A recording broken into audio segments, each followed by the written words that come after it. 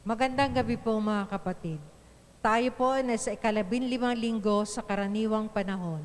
Ang mamumuno po sa ating banal na pagdiriwang ay si Reverendo Padre Benny Tuazon. Akong iyong pinatawad, sa iyo'y makaharap, nang mukha mo ay mamalas. Sa piling mo'y magagalak, pagliwanag mo'y sumikat.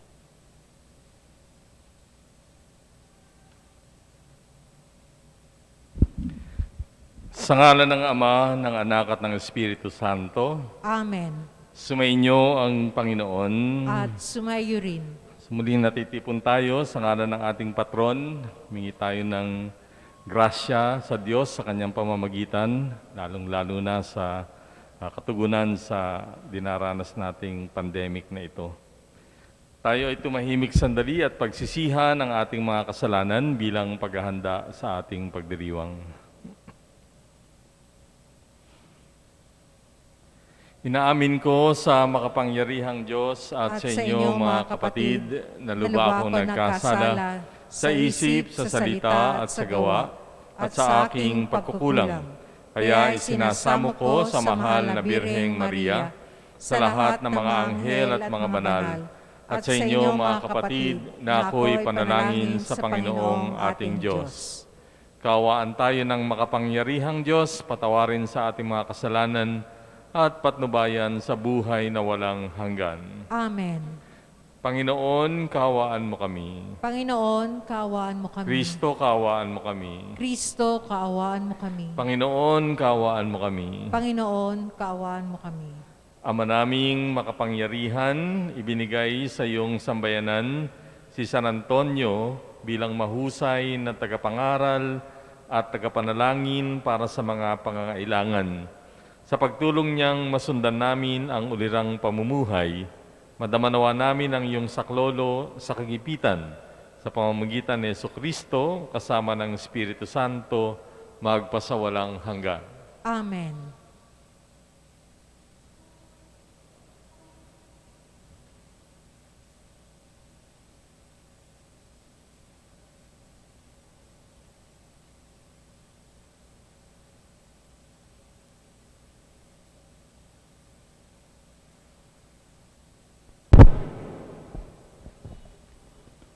Pagbasa mula sa aklat ni Propeta Isaías.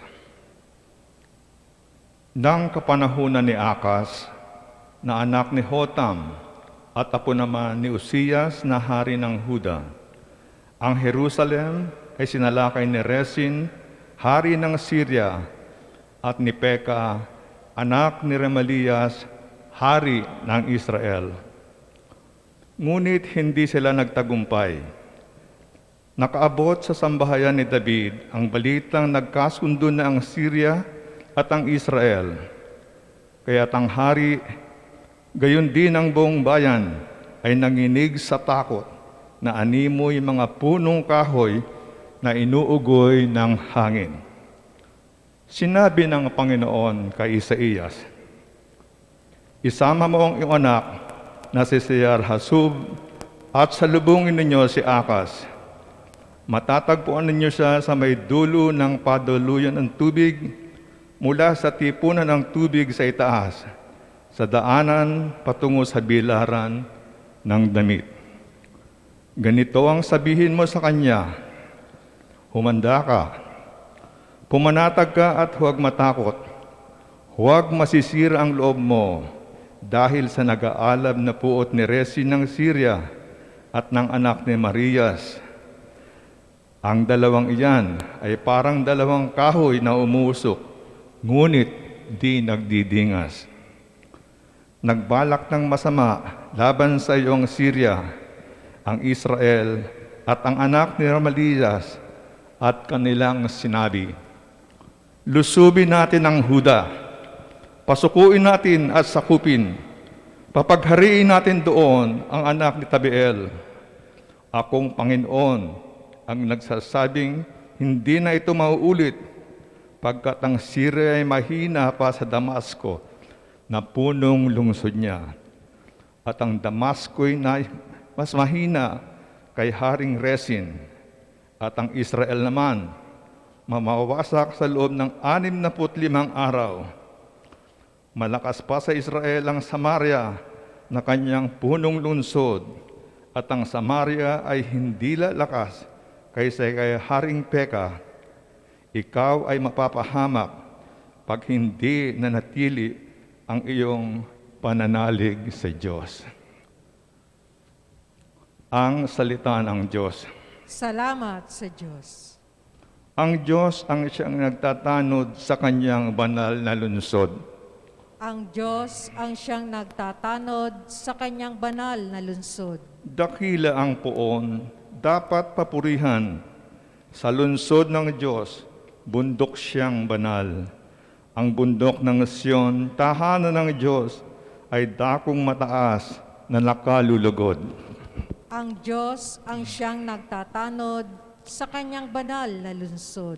Bundok sa hilaga, nagalak ang dulot. Sa lahat ng bansa nitong sansinukob, sa piling ng Diyos, ligtas ang sinuman sa loob ng muog ng banal na bayan. Ang Diyos ang siyang nagtatanod sa kanyang banal na lungsod. Itong mga hari ay nagtipon-tipon upang sumalakay sa bundok ng Sion. Sila ay nagulat nang ito'y mamasdan, pawang nagsitakas at nahintakutan. Ang Diyos ang siyang nagtatanod sa kanyang banal na lungsod. Ang nakakatulad ng pangaman nila ay ang pagluluwal ng butihang ina. Sa hanging amihay, kanyang winawasak ang naglalakihang barkong naglalayag. Ang Diyos ang siyang nagtatanod sa kanyang banal na lungsod. Magsitayo po ang lahat. Aleluya, aleluya. Dinggin ninyong lahat ngayon ang tinig ng Panginoon sa loob na mahinahon. Aleluya, aleluya. Sumainyo ang Panginoon. At sumayo rin. Ang mabuting balita ayon kay San Mateo. Papuri sa iyo, Panginoon. Noong panahong yon, sinumbatan ni Jesus ang mga bayang ginawan niya ng maraming kababalaghan sapagkat hindi sila nagsisisi at tumalikod sa kanilang mga kasalanan. Kawawa ka, Corazin! Kawawa ka, Bethsaida! Sapagkat kung sa Tiro at Sidon ginawa ang mga kababalaghang ginawa sa inyo, malaon na sanang nagdaramit ng sako at nauupo sa abo ang mga taga roon upang ipakilalang sila ay nagsisisi. Ngunit sinasabi ko sa inyo, sa araw ng paghuhukom, ay higit na mabigat ang sasapitin ninyo kaysa sasapitin ng mga taga Tiro at Sidon.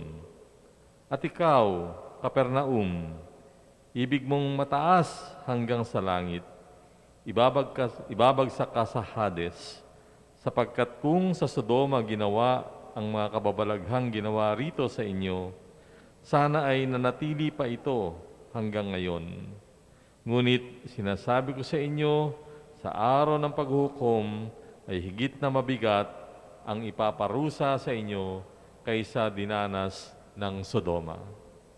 Mga kapatid, ang mabuting balita ng Panginoon. Pinupuri ka namin, Panginoong Hesukristo. Pinapadama ng Panginoon yung kanyang galit dun sa mga Israelita, yung kanyang mga kababayan, yung kanyang mga pinagpakitaan ng maraming kababalaghan. Kasi nga, kahit napakarami na nilang kababalaghan na nakita, hindi pa rin sila nagbabago. Ito yung mga taga Corazin, taga Bethsaida, at Kapernaum.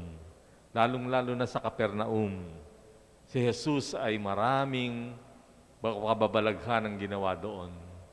At ang inaasahang resulta ay makikita ng mga tao ang kanyang kapangyarihan at yung kanyang tunay na sarili, at sana ay maghikayat sa kanila na magbago. Kaya ikinumpara niya dun sa mga lugar na halos hindi niya pinuntahan. At yung isa nga, yung Sodoma, ay kung pamilyar kayo sa kwento sa Biblia, naging lugar ng kasalanan at naparusahan dahil sa kanilang talamak na kasalanan. Kasama doon yung Tiro at Sidon. Ito'y hindi mga bayan sa Israel, ito'y bayan sa labas. Subalit sabi nga ng Panginoon, kung sa kanila ginawa yung mga kababalaghan na nakita ng mga Israelita, matagal na sana silang nagsuot ng sako at naupo sa abo. In other words, matagal na silang nagsisi. Kaya't nanghihinayang ang Panginoon sa mga nangyari at ginawa niya dito sa kanyang mga kababayan. At kung ilalagay natin sa panahon ngayon, siguro ang tanong, anong kailangan na mangyari sa atin para tayo ay magbago? Ano bang kailangang mangyari? Itong pandemic na ito ay isa ng maganda o matibay, malaking mensahe sa atin, no? Na dapat ay magbago na tayo ng ating mga pag-uugali, lalong-lalo na yung kaugnayan natin sa Diyos, di ba? Pinakikita ng pandemyang ito na hindi natin kontrolado ang buhay. At sana kunin natin ito bilang mensahe. Hindi ko sinasabing parusa ito ng Diyos, hindi. Sinasabi ko, ito'y isang magandang mensahe na dapat tingnan natin ang ating sarili. Ano na bang ginagawa natin sa mundo? Kasi hindi man tayo directly ang may kagagawan nito, may parte tayo sa mga masasamang nangyayari sa mundo. At ang mga nangyayaring yan ay pananagutan natin sa isa't isa. At yun nga ang panalangin ng marami, lalong-lalo ng simbahan, na sana maging paraan ito para tayo mamulat. Mamulat na kailangan nating magkaisa. Kailangan nating magtulungan. Kailangan natin alagaan ang kalikasan. No? Kailangan nating maging malinis. Kaya nga sinabi nila, cleanliness is next to godliness. Kaya itong mga bagay na ito ang nakakatulong upang ang mga pangyayaring ito ay maranasan natin. Pero anong nangyayari? No? Kung kayo'y tumitingin sa paligid, di ba? Hindi maganda. Patuloy pa rin ang kasamaan ng tao. Patuloy pa rin ang panlalamang sa kapwa. Patuloy pa rin ang pagnanakaw. Patuloy pa rin yung pagsisinungaling o kawalan ng anumang kabutihan sa isa't isa. Although may nakikita tayo ng mga nagkakawang gawa. Pero we need more. No? Kailangan pa natin ang mabubuting gawa nang sagin maipakita natin na ang pangyayaring ito ay nagsisilbing aral sa atin. Should serve as a lesson. Kaya dito, hinahamon ng bawat Kristiyano. Hinahamon yung ating pagka-Kristiyano dito, hindi lang pagkatao. Kasi bilang isang Kristiyanong bansa, no, dapat nangunguna tayo sa pagsugpo sa ganitong klase ng trahedya. Pero titingnan natin yung ibang mga bansa, nauuna pa sa atin, hindi nga sila Kristiyano. Mga Kristiyano dapat kilala sa pagdadamayan, kilala sa pagmamalasakit, kilala sa pagsunod, no, sa mga bagay na makabubuti. So, magandang pagninilay ito, no, para sa atin. At yung sabi ko nga, yung tanong kanina sa una mahalaga, anong kailangan mo o anong kailangan gawin ng Diyos sa iyo para ikaw ay magsisi? Kasi yun ang hinahanap ng Panginoon sa mga tao sa Israel, sa Corazin, sa Bethsaida at sa Capernaum. Ang dami ko nang ginawa sa inyong kababalaghan. Bakit hindi pa rin kayo nagbabago?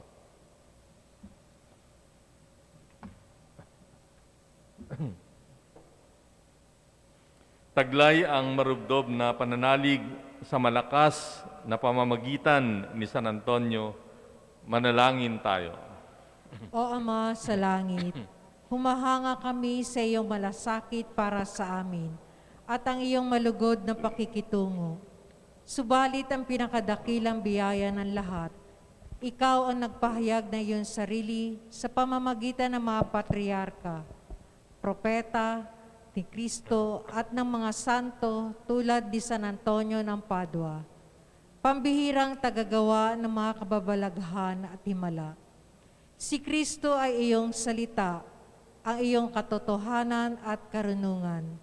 Sa pamamagitan niya, nagsasalita ka sa amin sa paraan ng buhay at kabanalan ng aming patron na si San Antonio ng Padua.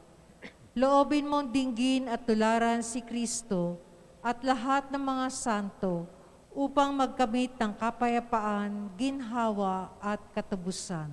Para sa Santo Papa Francisco, sa aming tagapangasiwa Broderick, sa mga obispo at mga pari, upang mabuhay at maglingkod sa salita ng Diyos, manalangin tayo sa Panginoon. Panginoon, sa panalangin ni San Antonio ng Padua, dinggin ang aming pagsamo. Para sa lahat, upang ugaliin ang pagbabasa ng banal na Biblia, makinig at isakatuparan ng salita ng Diyos at tupdin nito. Manalangin tayo sa Panginoon. Panginoon, sa panalangin ni San Antonio ng Padua, dinggin ang aming pagsamo. Para sa sanlibutan na tinubos ni Kristo, upang ang lahat ng tao ay matutong ibigin ng Diyos at lahat niyang mga santo. Nang sa gayon ay buksan ang kanilang puso tungo sa tunay na pagkakapatiran sa ilalim ng pagkaama ng Diyos. Manalangin tayo sa Panginoon. Panginoon, sa panalangin ni San Antonio ng Padua, dinggin ang aming pagsamo. Para sa mga taong hindi kinalulugdaan ang masayang pakikitungo ng iba at hinahadlangan ang pakikihalubilo ng kapwa, manalangin tayo sa Panginoon. Panginoon, sa panalangin ni San Antonio ng Padua, dinggin ang aming pagsamo. Para sa mga taong mayabang, makasarili at mapagkunwari na humahamak sa iba, manalangin tayo sa Panginoon. Panginoon, sa panalangin ni San Antonio ng Padua, dinggin ang aming pagsamo. Sa katahimikan, ipanalangin natin ang ating pansariling kahilingan.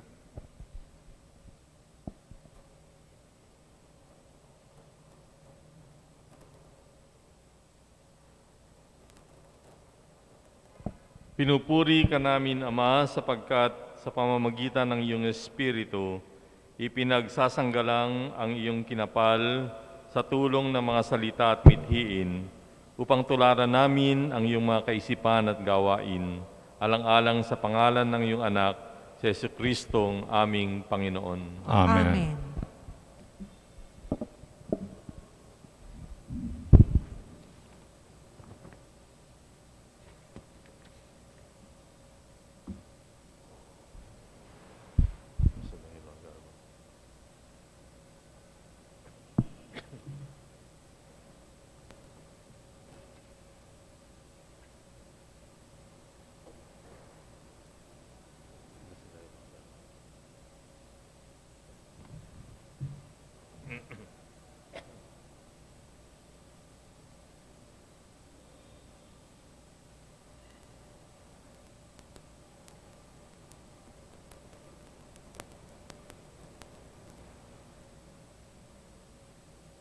Manalangin kayo, mga kapatid, upang itong ating paghahain ay kalugdan ng Diyos samang makapangyarihan.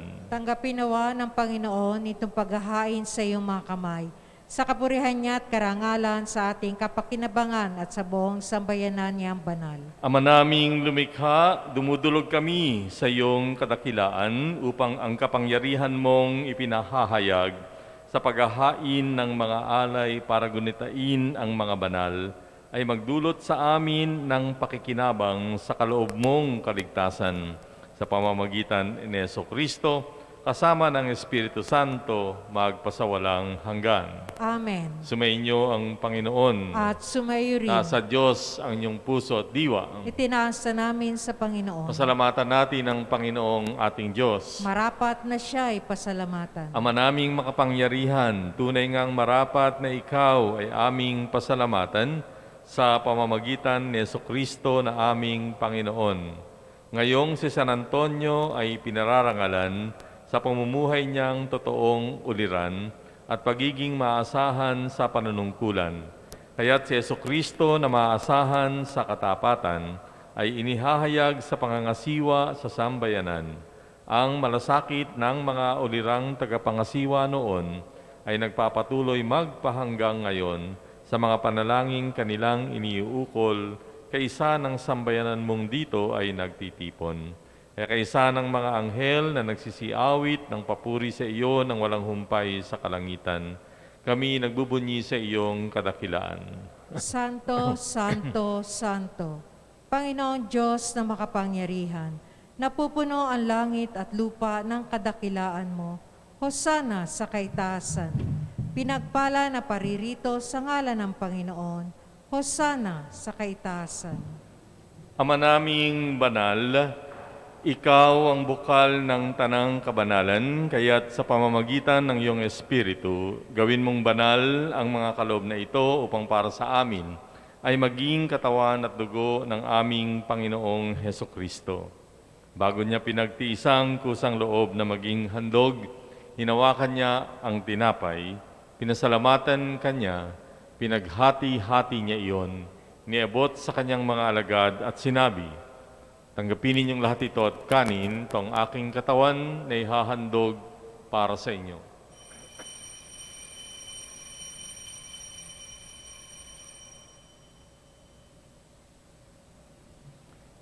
Gayun din naman, nung matapos ang hapunan, hinawakan niya ang kalis. Muli kanyang pinasalamatan, iniabot ang kalis sa kanyang mga alagad at sinabi, tanggapin ninyong lahat ito at inumin, ito ang kalis ng aking dugo, ng bago at walang hanggang tipan. Ang aking dugo na ibubuhos para sa inyo at para sa lahat, sa ikapagpapatawad ng mga kasalanan. Gawin ninyo ito sa pag-alaala sa akin.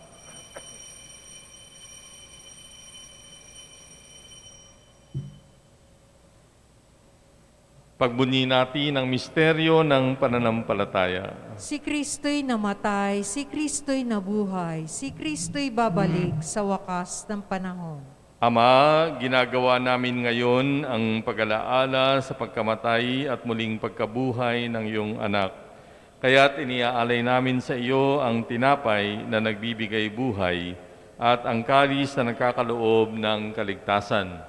Kami ay nagpapasalamat dahil kami ay iyong minarapat na tumayo sa harap mo para maglingkod sa iyo.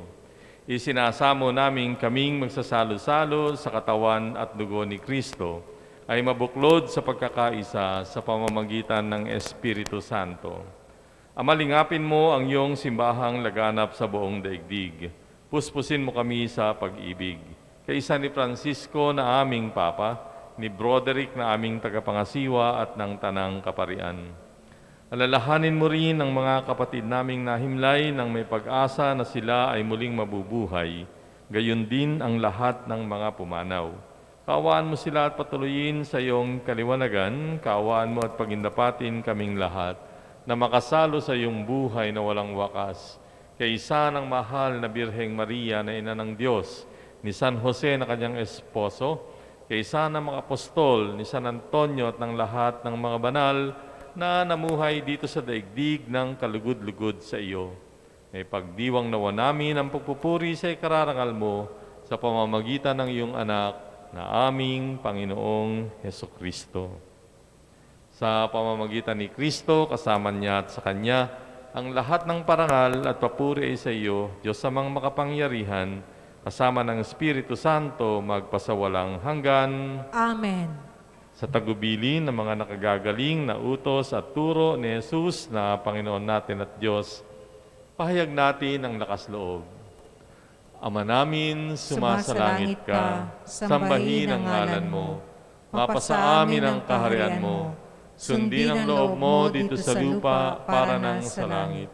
Bigyan mo kami ngayon ng aming kakanin sa araw-araw, patawarin mo kami sa aming mga sala, para ng pagpapatawad namin sa nagkakasala sa amin. Huwag mo kaming paintulot sa tukso, at iadya mo kami sa lahat ng masama.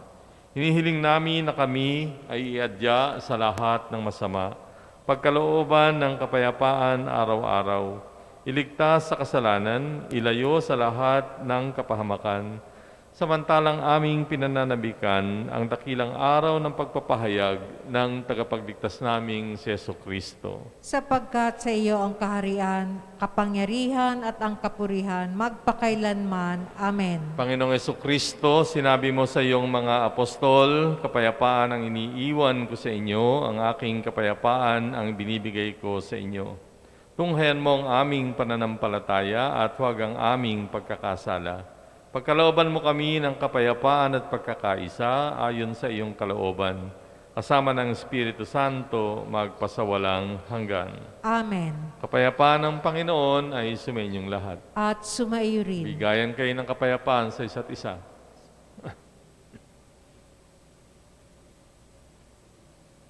Kordero ng Diyos na nag-aalis ng mga kasalanan ng sanlibutan, maawa ka sa amin. Kordero ng Diyos na nag-aalis ng mga kasalanan ng sanlibutan, maawa ka sa amin. Kordero ng Diyos na nag-aalis ng mga kasalanan ng sanlibutan, ipagkaloob mo sa amin ang kapayapaan. Mga kapatid, narito ang ating Panginoong Jesucristo, ang kordero ng Diyos na nag-aalis ng mga kasalanan ng sanlibutan. Mapapalad ang mga inanyayahan sa kanyang piging. Panginoon, hindi ako karapat-dapat na magpatuloy sa iyo, ngunit sa isang salita mo lamang ay gagaling ng ako.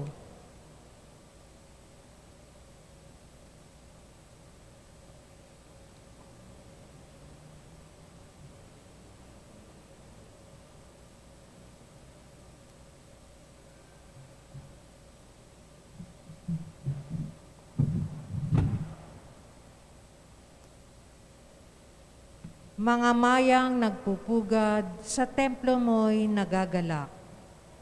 Panginoon, silang lahat sa piling mo bawat oras ay talagang mapapalad.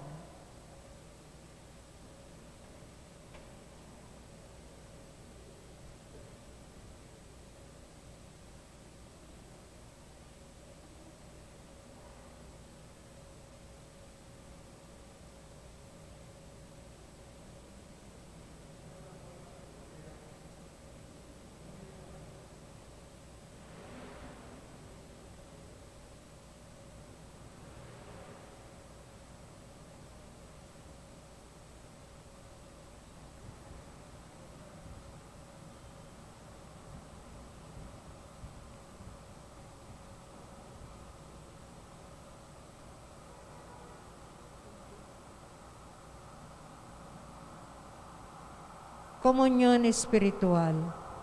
Aking Jesus, nananalig akong ikaw ay nananahan sa pinakabanal na sakramento.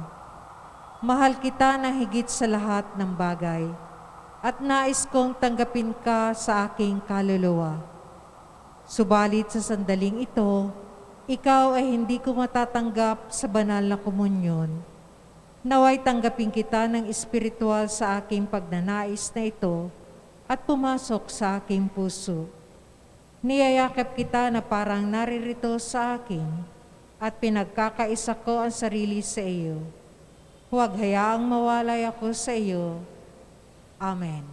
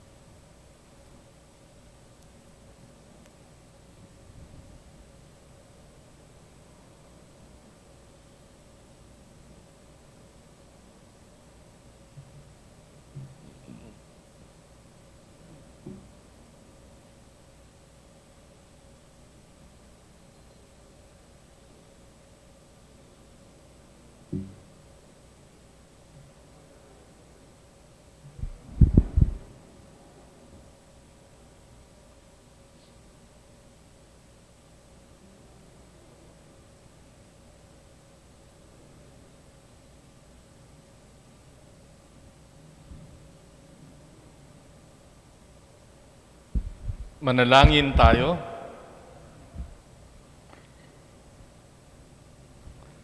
Ama naming mapagmahal, ang tinanggap naming banal na pakikinabang ay maghanda nawa para sa aming pagkakamit ng kaligayahan na idinulot kay San Antonio ng iyong paglingap na maasahan sa pamamagitan ni Jesucristo kasama ng Espiritu Santo magpasawalang hanggan. Amen. Magsiluhod po ang lahat para sa Orasyo Imperata laban sa COVID-19. Makapangyarihan at mapagmahal na Ama, nagsusumamo kami sa iyo upang hilingin ang iyong patnubay laban sa COVID-19 na nagpapahirap sa marami at kumitil na ng mga buhay. Gabayan mo ang mga dalubhasang naatasan na tumuklas ng mga lunas at paraan upang ihinto ang paglaganap nito. Patnubayan mo ang mga lumilingap sa may sakit upang ang kanilang pagkalinga ay malaki pa ng husay at malasakit. Itinataas namin ang mga nagdurusa. Makamtanawan nila ang mabuting kalusugan. Lingapin mo rin ang mga kumakalinga sa kanila. Pagkamitin mo ng kapayapaang walang hanggan ang mga pumanaw na. Pagkalooban mo kami ng biyaya na magtulong-tulong tungo sa ikabubuti ng lahat. Pukawin sa amin ang pagmamalasakit sa mga nangangailangan. Nagsusumamo kami na iyong ihinto na ang paglaganap ng virus at ipag-adya kami sa lahat ng mga takot. Hinihiling namin ito sa pamamagitan ni Jesucristo na nabubuhay at naghaharing kasama mo at ng Espiritu Santo, iisang Diyos, magpasawalang hanggan. Amen. Dumudulog kami sa iyong patnubay, mahal na Ina ng Diyos. Pakinggan mo ang aming mga kahilingan sa aming pangangailangan at ipag-adya mo kami sa lahat ng kasamaan. Maluwalhati at pinagpalang Birhen. Amen. Maria, mapag-ampon ng mga Kristiyano, ipanalangin mo kami. Mahal na Birhen, mapagpagaling sa may sakit, Panalangin mo kami. San Rafael Arcangel, Panalangin mo kami. San Roque, Panalangin mo kami. San Lorenzo Ruiz, Panalangin mo kami. San Pedro Calungsod, Ipanalangin mo kami. San Antonio ng Padua. Ipanalangin mo kami. Amen. Ngayon po ay gaganapin natin ang pagbabasbas para sa ikalawang Martes ng buwan. Mga estudyante at guro, mga professional, manlalayag o seafarers, mga naghahanap ng trabaho, mga kukuha ng pagsusulit. Ama naming mapagmahal, ikaw ang pinagmumulan ng karunungan ng tao. Pinuspos mo ng karunungan ding ito ang iyong lingkod na si San Antonio de Padua upang maipahayag ang iyong pagmamahal sa iyong bayan. Lingapin mo ng may awa at pagmamahal ang mga mag-aaral, guro, mga profesional na nasa iyong harapan at may mga pansariling kahilingan. Patuloy mo silang biyayaan ng kaalaman, kalakasan at pag-ibig. Magamit nawa nila ang kanilang kakayahan upang bigyan ka ng lugod at papuri at tulungan ang kapwa. Patuloy nawa silang tumahak sa iyong daan at sumunod sa iyong panukala at patatagin nawa sila sa mga pagsubok ng buhay at gawaran sila ng malinis at mapagpakumbabang puso. Lingapin mo rin, Panginoon, ang mga naghahanap ng trabaho at ang mga kukuha ng pagsusulit. At sa pamamagitan ng mga panalangin ni San Antonio de Padua, mabigyan nawa sila ng liwanag at masagot nawa ang mga kahilingan ng kanilang puso. Sa pamamagitan ni Kristo, kasama ng Espiritu Santo, magpasawalang hanggan. Amen.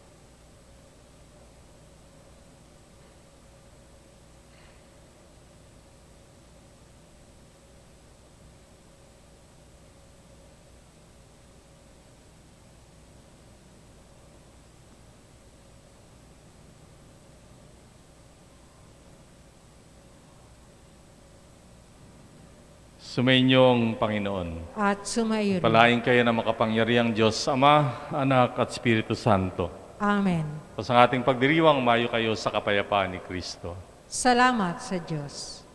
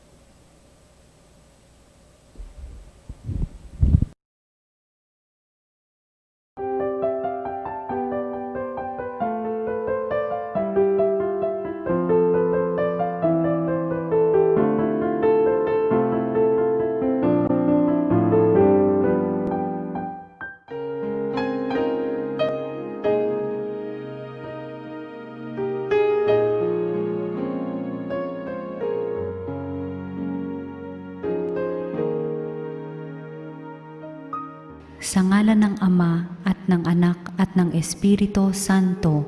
Amen. O San Antonio, pinili ka ng Diyos na ipabatid sa daigdig ang iyong kabanalan upang maakit ang marami sa paggawa ng mga kabutihan. Hilingin mo sa sanggol na si Jesus na hawak mo sa iyong bisig ang mahigpit ko ngayong pangangailangan.